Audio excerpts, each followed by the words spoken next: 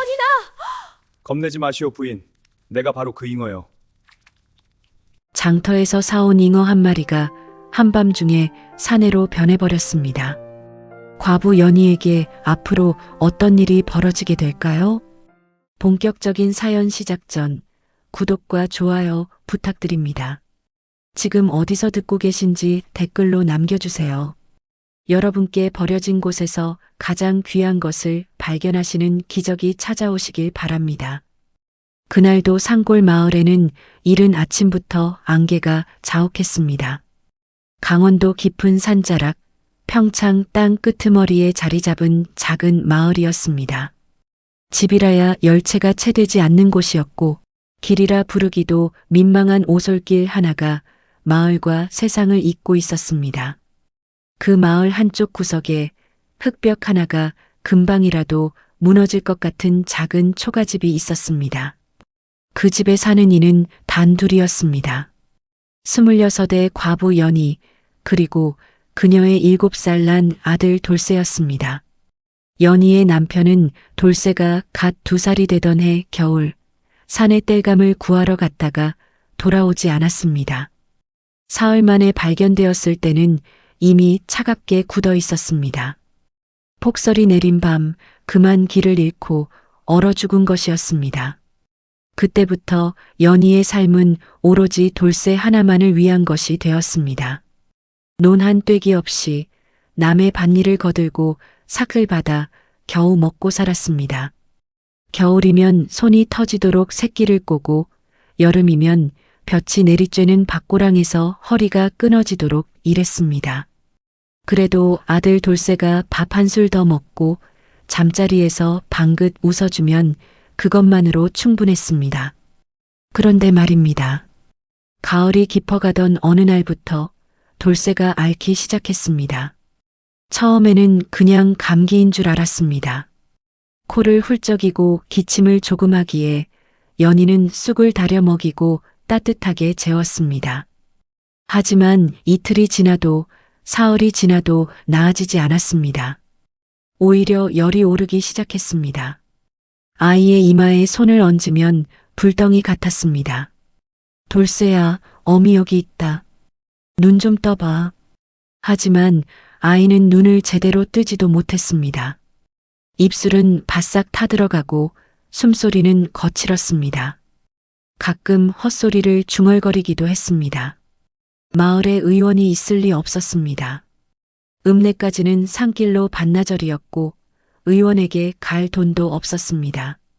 연희는 기억 속에 있는 온갖 민간 처방을 다 써봤습니다. 냉수로 몸을 닦아주고 칡뿌리를 다려 먹이고 쑥둠도 놓아봤습니다. 하지만 열은 좀처럼 내리지 않았습니다. 닷새째 밤 연희는 아이 곁에 앉아 밤새 잠을 이루지 못했습니다. 창호지 문 사이로 들어오는 차가운 바람에 등불이 흔들렸고 그 흔들리는 불빛 아래 아이의 창백한 얼굴이 더욱 하얗게 보였습니다. 연희는 조용히 중얼거렸습니다. 하늘이시여, 이 아이만은 제발.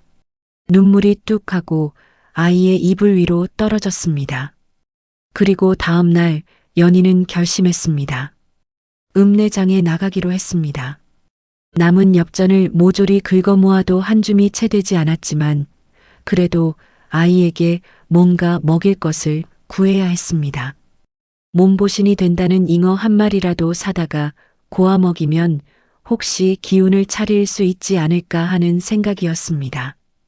연희는 아이를 옆집 늙은 할미에게 잠시 부탁하고 이른 아침 안개 속을 헤치며 산길을 걸어 내려갔습니다. 장날이었습니다. 읍내 장터는 이른 아침부터 북적였습니다. 곡식 장수, 생선 장수, 옹기 장수들이 저마다 목청을 높이며 손님을 불렀습니다.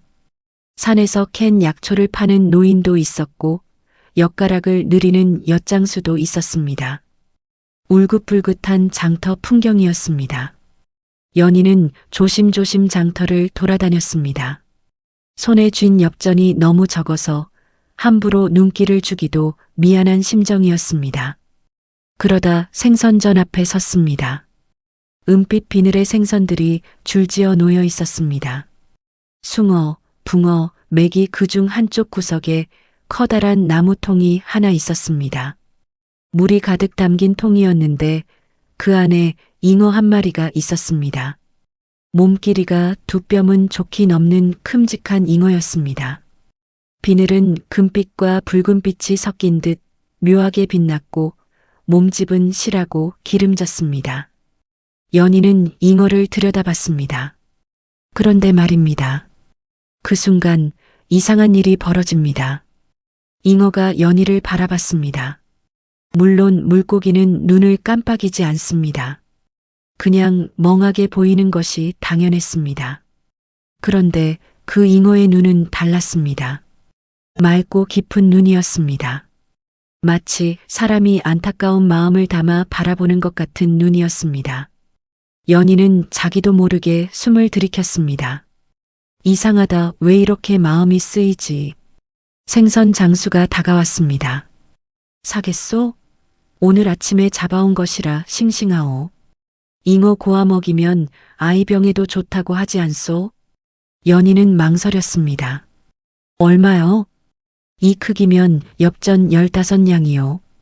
연희의 손 안에 있는 것은 겨우 12냥이었습니다. 그녀는 고개를 저으려 했습니다. 그런데 바로 그때였습니다. 잉어가 물 위로 살짝 올라왔습니다. 입을 뻐끔거리는 듯한 모습이었습니다. 그러고는 다시 연희를 바라봤습니다. 그 눈빛은 여전히 그 기묘한 슬픔과 간절함을 담고 있었습니다. 연희는 자기도 이유를 알 수 없는 감정이 올라오는 것을 느꼈습니다. 가슴이 저릿했습니다. 12냥밖에 없는데 그래도 팔겠소? 생선 장수는 잠시 연희의 얼굴을 봤습니다. 지치고 수척한 얼굴, 몸에 걸친 낡은 치마. 그는 짧게 한숨을 쉬더니 손을 내저었습니다. 가져가시오. 오늘은 그냥 그 값에 드리겠소. 연희는 고마움에 꾸벅 절을 하고 잉어를 물통째 조심스럽게 받아들었습니다. 그리고 산길을 오르는 내내 잉어는 통 속에서 조용히 움직였습니다. 퍼덕이지도 않고 난리를 치지도 않고 그냥 조용히 연희와 함께 산을 오르는 것이었습니다. 연희는 이상하다는 생각을 계속 떨치지 못했습니다. 집으로 돌아온 연희는 잉어 고음을 만들기 위해 부엌으로 들어갔습니다. 솥에 물을 올리고 칼을 꺼냈습니다. 잉어를 잡으려면 먼저 비늘을 치고 내장을 꺼내야 했습니다. 연희는 잉어를 통해서 꺼내 도마에 올렸습니다. 그런데 말입니다. 손이 멈췄습니다. 잉어가 또 그 눈으로 연희를 바라보고 있었습니다. 다른 물고기들은 도마 위에 올리면 퍼덕이고 발버둥을 쳤습니다. 그런데 이 잉어는 달랐습니다. 그냥 조용히 누워서 그 맑고 깊은 눈으로 연희를 올려다보고 있었습니다. 원망도 없고 두려움도 없는 눈이었습니다. 그런데도 어딘가 간절함이 담긴 눈이었습니다. 연희는 한참을 서 있었습니다.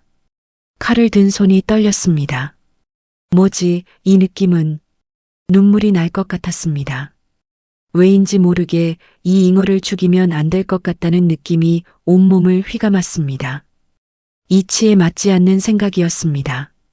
아이 약값도 없어서 이것을 사온 것인데. 하지만 연희는 결국 칼을 내려놓았습니다. 이상도 하지. 내가 왜 이러나. 연희는 잉어를 다시 통에 넣었습니다. 그리고 마당 한쪽에 있는 커다란 물독을 꺼내 깨끗한 물을 채우고 잉어를 그 안에 넣어주었습니다.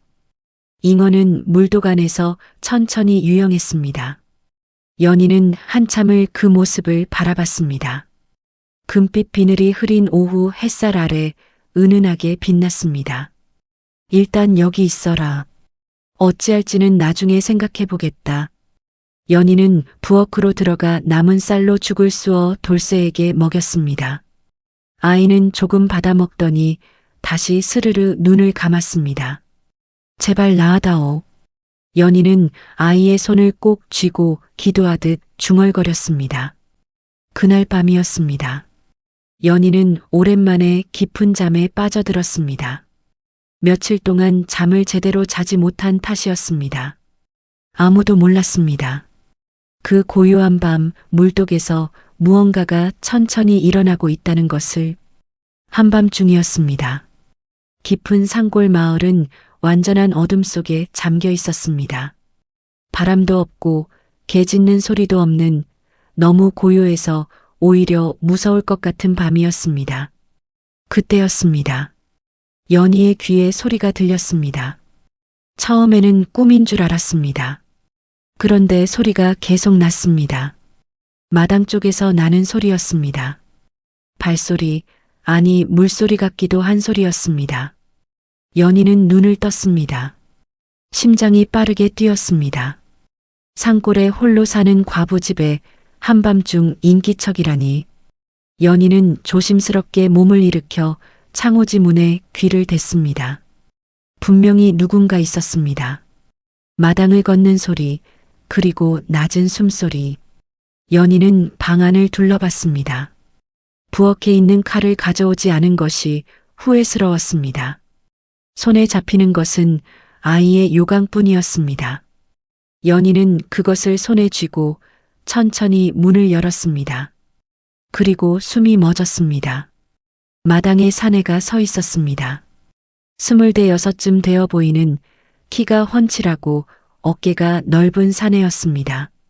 얼굴은 반반하고 눈매가 선명했습니다. 짧게 상투를 올린 것이 선비나 관리 같아 보이기도 했습니다. 입고 있는 옷은 희고 깨끗한 도포였는데 물에 젖어 있었습니다. 사내는 연희를 보더니 당황한 듯 한 발짝 뒤로 물러섰습니다. 그리고 조용히 말했습니다. 놀라게 해서 죄송합니다. 목소리는 낮고 침착했습니다. 연희는 요강을 든 채 그대로 굳어 있었습니다. 소리를 지르려 했지만 이상하게도 목소리가 나오지 않았습니다. 그냥 그 사내를 멍하니 바라봤습니다. 사내의 눈이 보였습니다. 맑고 깊은 눈이었습니다. 어디선가 본 듯한 눈이었습니다. 연희는 천천히 숨을 들이켰습니다. 저 눈은 낮에 본 잉어의 눈이다. 연희가 물독을 바라봤습니다. 텅 비어 있었습니다. 물만 남아 있었고 잉어는 사라지고 없었습니다. 연희는 다시 사내를 바라봤습니다. 손이 떨렸습니다. 하지만 도망가야겠다는 생각은 들지 않았습니다. 그 눈이, 낮에 자신을 바라보던 그 잉어의 눈이 지금 이 사내의 눈 속에 그대로 있었습니다. 사내가 천천히 말했습니다. 저는 사람을 해치러 온 것이 아닙니다. 그저 감사 인사를 드리고 싶었습니다. 감사라니요. 연희의 목소리가 겨우 나왔습니다. 오늘 저를 죽이지 않으셨습니다.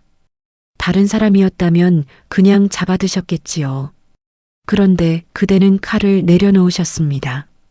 연희는 할 말을 찾지 못했습니다. 사내는 고개를 깊이 숙였습니다. 저는 낮에는 물고기의 몸으로 있어야 합니다. 밤이 되어야만 이렇게 잠시 사람의 모습으로 돌아올 수 있습니다. 오늘처럼 그대가 물독에 넣어주지 않으셨다면 오늘 밤도 사람으로 돌아올 수 없었을 것입니다. 연희는 천천히 정신을 가다듬으려 했습니다. 당신은 귀신입니까? 요괴입니까? 사내는 고개를 저었습니다. 저는 본래 사람이었습니다. 이 도에서 현감 아래 일하던 아전, 한수동이라 합니다. 억울하게 목숨을 잃어 이렇게 물고기의 몸을 빌리고 있습니다. 그 말을 하는 사내의 눈에 깊은 슬픔이 담겼습니다. 연희는 사내를 한참 바라봤습니다. 그리고 마당 돌 위에 조용히 앉았습니다. 앉으시지요. 이야기를 들어드릴 테니. 그때였습니다. 방 안에서 작은 소리가 들렸습니다. 돌쇠였습니다. 아이가 기침을 하며 뒤척였습니다. 사내가 방 쪽을 바라봤습니다. 아이가 아프군요. 닷새째 열이 내리지 않고 있습니다. 사내는 잠시 무언가 생각하는 듯 했습니다. 그러더니 조용히 말했습니다. 제가 도울 수 있습니다. 연희가 눈을 크게 떴습니다. 어떻게요? 저는 원래 약초에 밝았습니다. 이 근처 산에 어떤 풀이 있는지도 알고 있고요. 뒷산 북쪽 바위 아래에 지금 이 계절에도 자라는 삼지구엽초가 있습니다. 그것을 꿀에 섞어 달여 먹이면 아이의 열이 내릴 것입니다. 연희는 잠시 머뭇거렸습니다. 하지만 이상하게도 이 사내를 믿고 싶었습니다. 밤에는 산을 오를 수 없습니다. 내일 새벽 동이 트기 전에 제가 가지고 오겠습니다. 사내는 그렇게 말하고 다시 고개를 숙였습니다. 그리고 그날 새벽 동이 채 트기 전에 사내는 약초한 다발을 마당에 놓고 사라졌습니다. 물독에 금빛 비늘 하나가 떠 있었습니다. 연희는 그 약초를 꿀에 섞어 달여 돌쇠에게 먹였습니다. 그리고 그날 오후 돌쇠의 열이 내리기 시작했습니다. 이튿날 아침 아이는 눈을 말똥말똥 뜨고 어미 배고파라고 했습니다. 연희는 아이를 끌어안고 흑흑 울었습니다. 고마움과 안도감과 복잡한 감정이 한꺼번에 터져 나왔습니다. 그날 밤 사내는 다시 나타났습니다. 그날 밤부터 사내는 밤마다 마당에 나타났습니다. 연희는 처음에는 두렵고 어색했지만 이틀이 지나고 사흘이 지나면서 점점 익숙해졌습니다. 사내는 단 한 번도 무례한 행동을 하지 않았습니다. 그냥 마당 돌 위에 앉아 조용히 이야기를 나눌 뿐이었습니다. 나흘째 밤이었습니다. 연희가 물었습니다. 억울하게 죽었다 하셨는데 어찌 된 일입니까? 사내의 얼굴이 어두워졌습니다. 잠시 침묵이 흘렀습니다. 그리고 사내가 천천히 입을 열었습니다. 때는 3년 전이었습니다. 한수동은 이 고을 현감 아래에서 일하는 아전이었습니다. 나이는 22살이었고 글을 읽을 줄 알고 산수에도 밝아 현감의 신임을 받았습니다. 그런데 그 현감이 바뀌었습니다. 새로 부임한 현감은 조씨성을 가진 자였는데 탐욕스럽고 교활한 인물이었습니다. 조 현감은 부임하자마자 세금을 올렸습니다. 백성들에게 터무니없이 높은 세금을 부과하고 그 돈을 착복했습니다. 관아 곡식 창고도 마찬가지였습니다. 백성들에게 나눠줘야 할 곡식을 빼돌려 자기 배를 채웠습니다. 한수동은 이것을 눈으로 직접 봤습니다. 처음에는 참았습니다. 아직 나이도 어리고 힘도 없었습니다. 하지만 시간이 갈수록 백성들의 삶이 나빠지는 것을 보면서 더 이상 가만히 있을 수가 없었습니다. 한수동은 몰래 증거를 모으기 시작했습니다. 세금 대장과 곡식 창고 기록을 비교해서 빼돌린 양을 계산했습니다. 조 현감이 개인적으로 주고받은 뇌물 기록도 일부 손에 넣었습니다. 그것을 가명에 올려 고발하려 했습니다. 그런데 말입니다. 누군가 이것을 조 현감에게 일렀습니다. 조 현감은 발칵 뒤집혔습니다. 그리고 한수동을 불러들였습니다. 한수동은 그날 밤 관아 뒤편 창고 안에서 묶여 두들겨 맞았습니다. 그리고 이튿날 아침 조 현감은 한수동이 곡식 창고에서 광곡을 횡령했다는 거짓 고발장을 올렸습니다. 횡령한 것은 조 현감 자신이었습니다. 하지만 증거 문서는 이미 모두 없어졌고 한수동을 봐줄 사람은 아무도 없었습니다. 한수동은 그 자리에서 곤장을 맞고 옥에 갇혔습니다. 그리고 열흘도 지나지 않아 옥안에서 죽었습니다. 22살의 나이에 저는 억울했습니다. 사내의 목소리가 낮게 떨렸습니다. 그 억울함이 너무 커서 저승으로 가지 못하고 이렇게 구천을 떠돌고 있습니다. 어쩌다 이 강의 잉어 몸을 빌려 살고 있는 것이고요. 연희는 말이 없었습니다. 가슴이 먹먹했습니다. 그 조 현감이라는 자는 지금도 현감 자리에 있습니까? 예. 여전히 백성들의 것을 갈취하고 있을 것입니다. 저를 죽인 것도 모자라. 침묵이 흘렀습니다. 연희는 오래 생각했습니다. 그리고 고개를 들었습니다. 제가 도울 수 있을지 모르겠습니다. 저는 아무것도 없는 과부입니다. 글도 잘 모르고 힘도 없습니다. 사내가 조용히 연희를 바라봤습니다. 그래도 저는 그대밖에 없습니다. 그 말이 연희의 가슴속 어딘가를 흔들었습니다. 처음으로 사내의 말이 그녀의 깊은 곳에 닿았습니다. 어딘가 따뜻하고 어딘가 아린 느낌이었습니다. 연희는 오래오래 밤하늘을 바라봤습니다. 어떻게 하면 되겠습니까? 이튿날부터 연희는 움직이기 시작했습니다. 생각해보면 방법은 있었습니다. 관아 쪽에 직접 들이대는 것은 힘없는 과부가 할 수 있는 일이 아니었습니다. 하지만 증거가 있다면 이야기가 달랐습니다. 조형감이 횡령한 곡식의 기록, 그리고 한수동에게 뒤집어 씌운 거짓 고발의 흔적. 수동 씨, 그 증거 문서를 없앴다고 하셨는데 완전히 없어진 것이 맞습니까? 그날 밤 연희가 물었습니다. 한수동은 잠시 생각하더니 말했습니다. 제가 원본을 빼낸 것은 없어졌습니다. 하지만 세금 대장 원본은 관아 문서고에 있을 것입니다. 제가 비교해서 계산한 방식대로라면 원장과 실제 납부 내역을 대조하면 빼돌린 것이 드러납니다. 그리고 한 가지 더. 사내가 천천히 말했습니다. 제가 죽기 전에 믿을 만한 사람 하나에게 쪽지 하나를 전했습니다.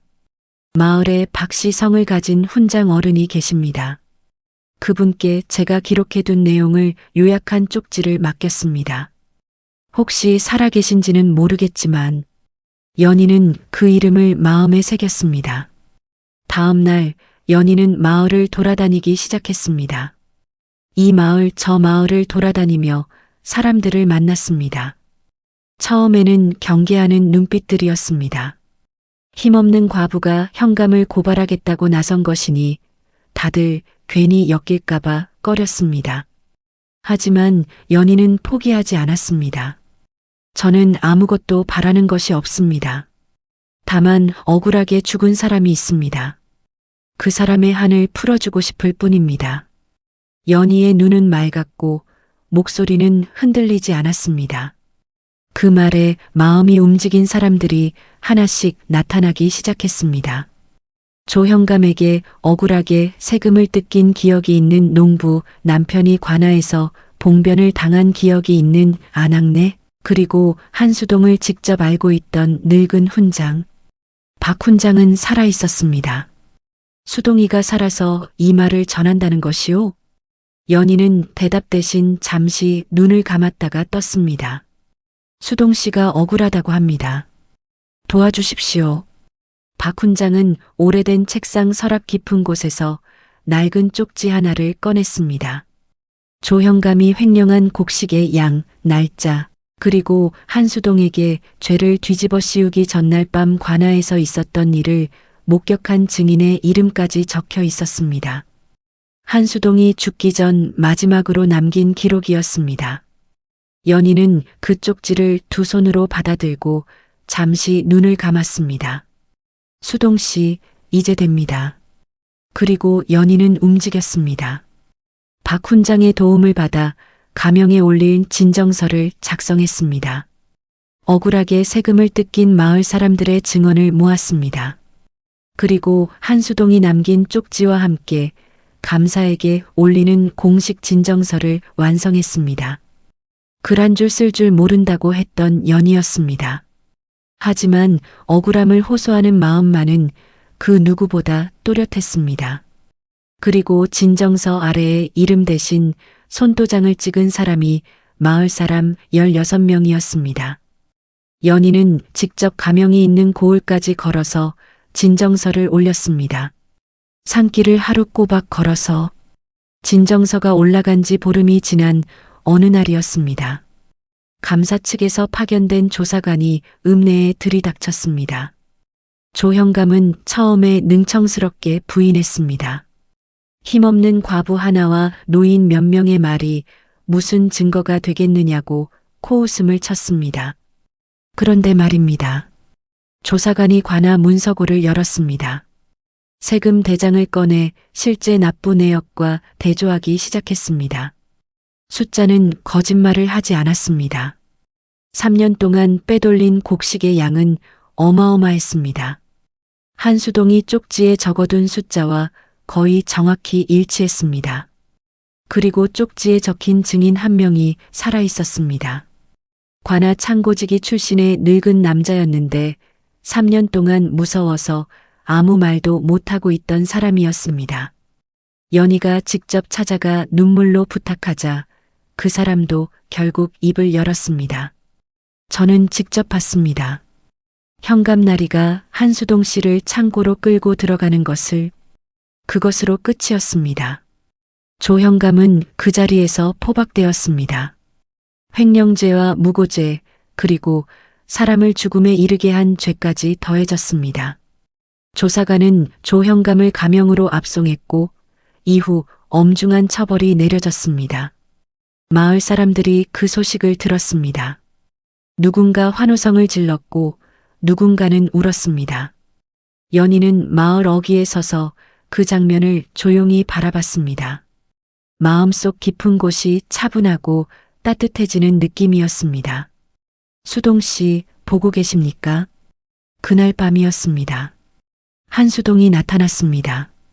그런데 이번에는 달랐습니다. 얼굴이 전보다 훨씬 환하게 보였습니다. 눈가에 눈물이 맺혀 있었습니다. 연희 씨, 사내는 처음으로 그녀의 이름을 불렀습니다. 연희도 모르게 가슴이 흔들렸습니다. 그 한마디에 그동안 함께한 밤들이 한꺼번에 밀려왔습니다. 약초를 구해오던 새벽 나란히 앉아 별을 보던 밤, 조용히 손을 뻗다가 거두던 그 머뭇거림들. 연희가 조용히 말했습니다. 억울함이 풀렸으니 이제 편히 가셔도 됩니다. 한수동은 고개를 저었습니다. 저는 가지 않겠습니다. 연희가 눈을 들었습니다. 무슨 말씀이십니까? 그대 곁에 있고 싶습니다. 그대와 돌쇠 곁에 제게 허락해 주신다면. 조용한 말이었습니다. 그러나 그 말 안에는 오랜 시간 쌓인 감정이 담겨 있었습니다. 연희는 대답하지 않고 잠시 하늘을 올려다봤습니다. 별이 많은 밤이었습니다. 바람이 조용히 스쳐 지나갔습니다. 연희의 눈에도 눈물이 맺혔습니다. 그녀도 알고 있었습니다.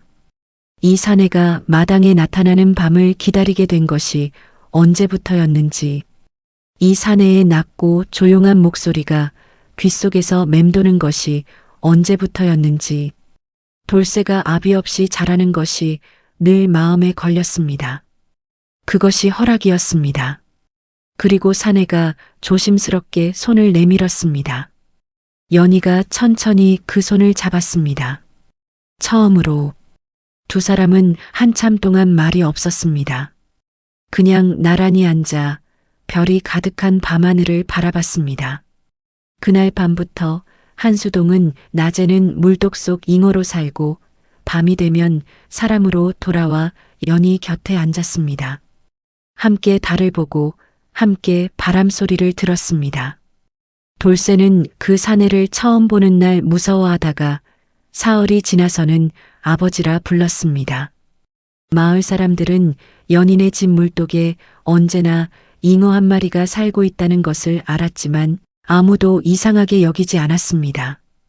오히려 그 잉어를 함부로 건드리면 안 된다는 말이 마을에 돌았습니다. 아무도 몰랐습니다. 밤이 되면 그 잉어가 사람이 된다는 것을. 연희와 한수동이 달빛 아래 나란히 앉아 조용히 손을 잡는다는 것을. 세월이 흘렀습니다. 돌쇠는 무럭무럭 자라 총명한 아이가 되었습니다. 글도 익히고 활도 쏘고 마을에서 제일 씩씩한 아이로 자랐습니다. 어느 봄날 돌쇠가 물었습니다. 어미, 우리 집 잉어는 왜 이렇게 오래 살아? 연희는 빙그레 웃었습니다. 인연이 깊으면 오래 함께 사는 법이란다. 돌쇠는 그 말이 무슨 뜻인지 잘 몰랐지만 왜인지 마음이 따뜻해졌다고 나중에 회고했다 합니다. 그리고 그 이야기는 이렇게 전해집니다. 조선 어딘가의 산골 마을, 어느 과부의 집 물독에 잉어 한 마리가 살았는데 그 집은 늘 웃음이 넘쳤다고. 그리고 밤이 되면 그 집에서 낮고 따뜻한 남자의 웃음소리가 들렸다고.